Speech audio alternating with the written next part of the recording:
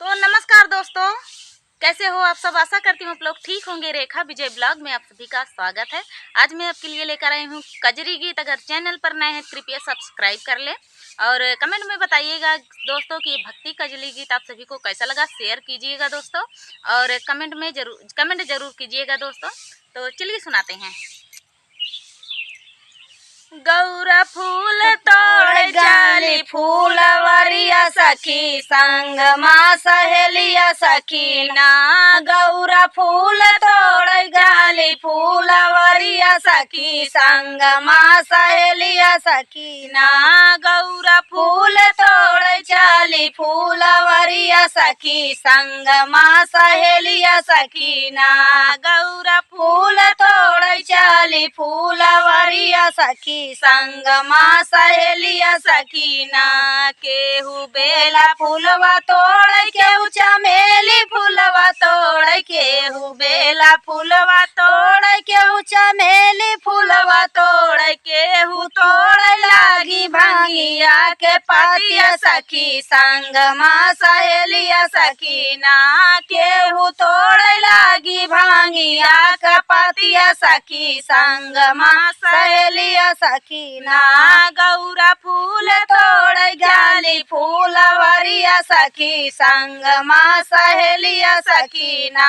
गौरा फूल तोड़ जाली फूलवरिया सखी संग माँ सहेलिया सखीना। राधा बेला फूलवा तोड़ सिया चमेली फूलवा तोड़ राधा बेला फूलवा तोड़ सिया चमेली फूलवा तोड़ गौरा तोड़ लागी भांगिया के पतिया सखी संग माँ सहेलिया सखीना। गौरा तोड़ लागी भांगिया के पतिया सखी संग माँ सहेलिया सखीना। गौरा तोड़ लागी भांगिया के पतिया सखी संग माँ सहेलिया सखीना। गौरा फूल तोड़ जाली फूलवरिया सखी संग माँ सहेलिया सखीना।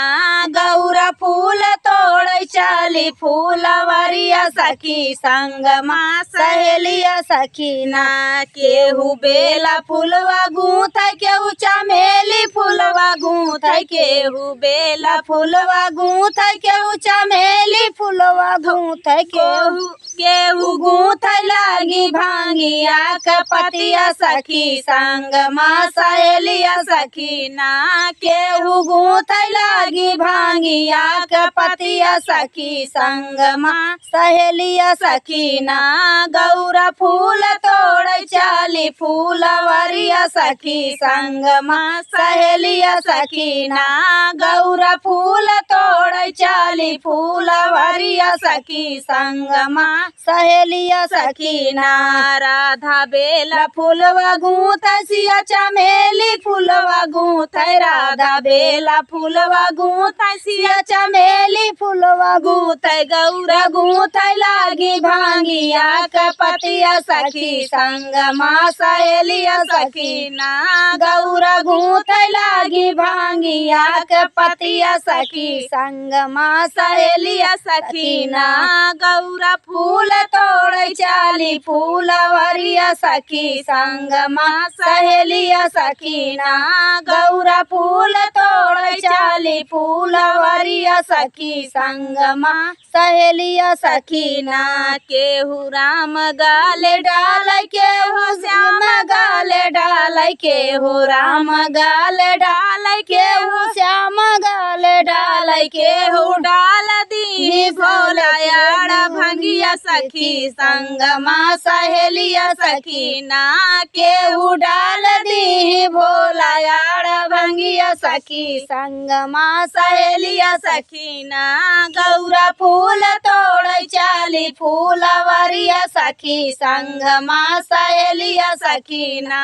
गौरा फूल तोड़ जाली फूलवरिया सखी संग माँ सहेलिया सखीना। राधा श्याम गाल डाल सिया राम गाल डाल राधा श्याम गाल डाल सीता राम गाल डाल राधा श्याम गले डाल सिया राम गले डाल राधा श्याम गले डाल सीता श्याम गले डाल गौरा डाल दी भोला यार भंगिया सखी संग माँ सहेलिया सखी ना गौरा डाल दी भोला यार भंगिया सखी संग माँ सहेलिया सखी ना गौरा फूल तोड़ चाली फूलवरिया सखी संग माँ सहेलिया सखी ना गौरा फूल तोड़ चाली फूलवरिया सखी संग माँ सहेलिया सखीना। तो दोस्तों ये प्यारा सा कजली गीत आप सभी को कैसा लगा कमेंट में जरूर बताना। और चलिए दोस्तों तब तक के लिए जय शिव शंकर भोलेनाथ।